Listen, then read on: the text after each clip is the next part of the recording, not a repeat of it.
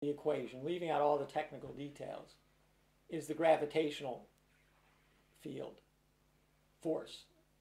The other side is energy and matter. And they're equal. There's an equal sign between them. So the greater the density of energy and matter, the stronger the gravitational field. Okay, that's the simple point of it. It's interesting. It's energy density. I didn't even go through that with Lynn. It's not enough time. But at any rate, what happens then, if you get a big enough energy density, see, gravity is a very weak force. For example, the electrostatic force, it is fundamental, is 42 orders of magnitude stronger than gravity. So that's part of the reason why it's hard to integrate gravity into the other four forces. They're much stronger than gravity, and so on and so forth. So if you get a big enough action, some kind of change in the gravitational field, or something that has enough energy in it, it can cause a perturbation in the gravitational field.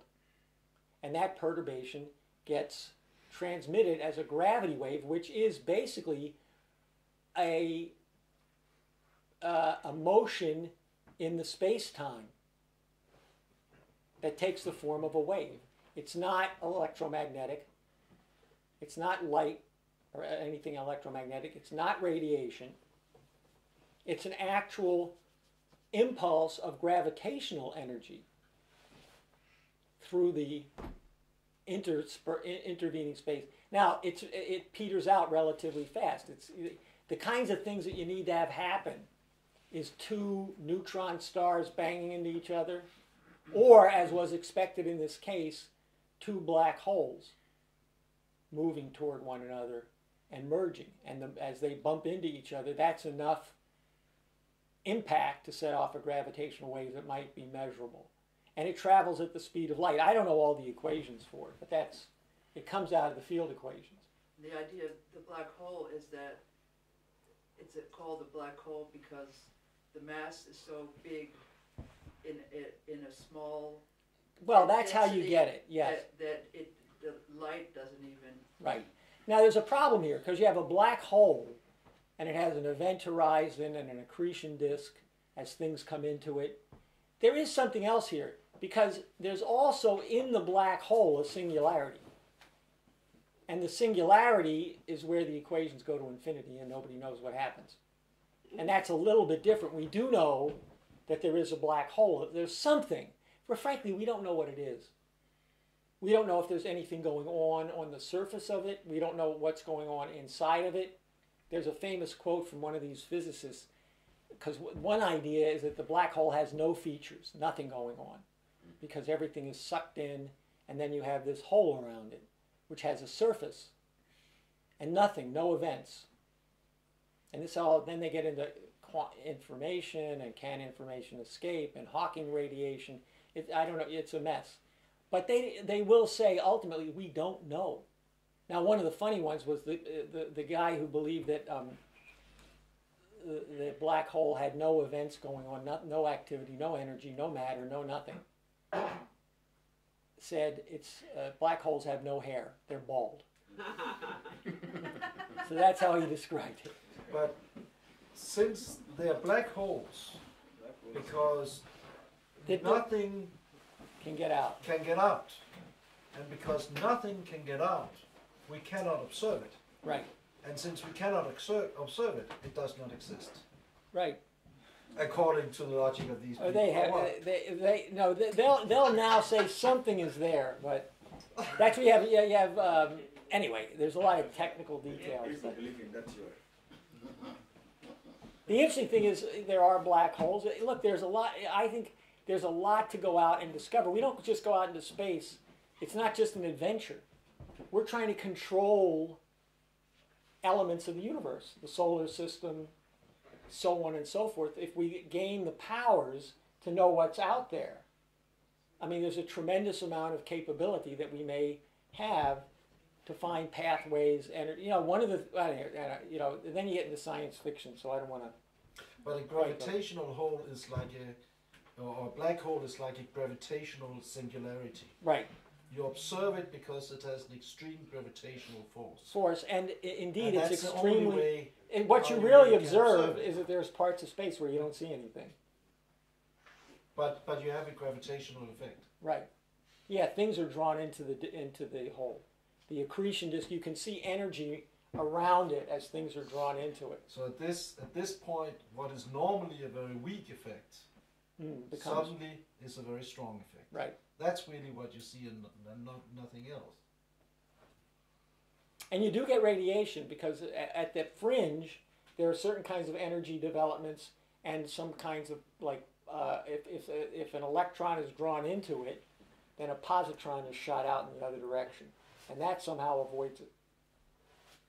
On the net, you can see a picture of it.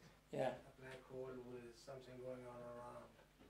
But the big thing is to get out and figure these things out, really. Crab Nebula, you know, what's going on, entanglement, and these may give us capabilities and understanding of principles that give us a deeper sense of how the universe is a living, evolving, creative aspect that gave us human beings. Because the other side of it is, look at human beings. We do things at temperatures that you would need hundreds of thousands of thousands of degrees. We process things. The brain should be putting off enormous amounts of heat, given what we do with the brain. We're the equivalent of at least a supercomputer of some kind or other, at least in terms of energy transactions. Therefore, why aren't we radiating heat? We don't. There's all kinds of laws of biological life and human life, even more. Human physiology. Events go on in the body, chemical events, that normally need temperatures that are much higher than 98 degrees Fahrenheit. But they go on. Same thing as when you get to extremely cold temperatures. Like at near zero, all of a sudden, randomly distributed charges will line up exactly. And you'll get a situation where the electrons actually begin to come together and kind of melt into one another. It's called the Bose-Einstein condensate. There's all kinds of things that we don't know what is really going on, and we should try to find out. Another side of this, I think, which I guess it gets science fiction-y, but it does tell you something interesting. You know, a long time ago, we used to think, okay, we live on Earth, and the Earth is in exactly the right spot for life. You know, it's exactly the right distance. And we didn't know of other planets. That was 20, 25 years ago. It now turns out that there are probably billions of planets. And many of them may be just like we are. With And the the odds characteristics of Earth, or at least the distance from the sun, their sun, and then you get all kinds of interesting things. Think about how much life we've discovered just in the last couple of generations. Life at the bottom of the Atlantic Ocean. Life in the middle of sulfuric acid spouts. Life in the Antarctic, you know, God knows how many, 100 degrees below zero. What about life on some of these other places? Who knows? Because we don't know enough about life. And what if we knew that? And if there's life, we wouldn't be able to observe it anyway. Because always, I mean, that's the big thing. I mean, basically, astronomy, it's quite amazing what people like Kepler could get out of some dots in the sky. But dots in the sky doesn't really tell you a whole lot. So if you gotta really expand your sensorium in order to be able to know what is out there. Exactly. We have to go out there, and it's not just the sensorium. We're going to expand the power of we're going to expand the human mind. We're going to have more that we know and more to work on and more people to work on it.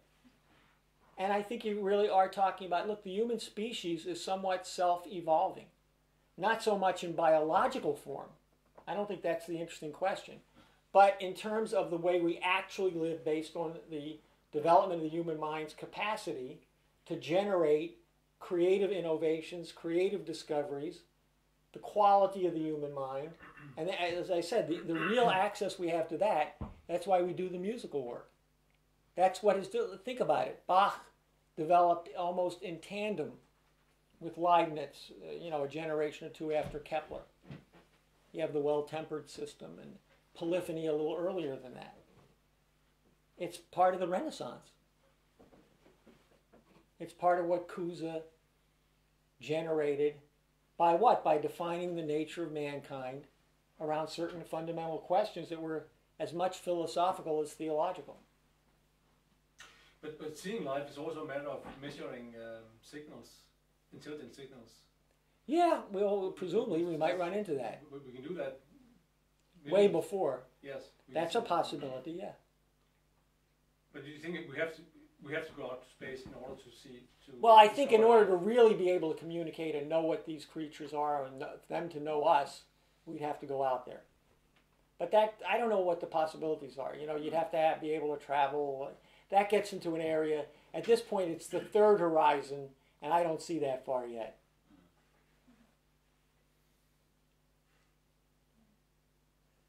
How do you see China's moon program? Well, the reason it's particularly, look, they're doing the frontier work in science, the Chinese. But the big thing is the other side of the moon means that you're going to be able to measure things that you never measured before. Radio frequency waves that are blocked now by where we are, too close to the Earth, or too much noise even from the sun. The far side, there's a strip on the far side of the moon that is unaffected by these things because of the way in which the moon rotates. It doesn't really, it's blocked off from the sun most of the time, one side of it. And so you could set up some instrumentation, and there's things we might find out that we won't find out sitting down here.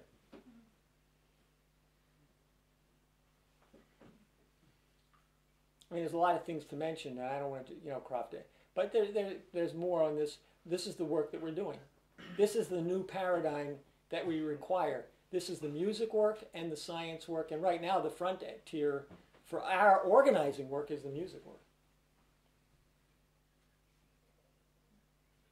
So we need to create a choir in Copenhagen. Yeah. Right. But don't start now. I'm not ready for it. Get some volunteers on the way out. Okay.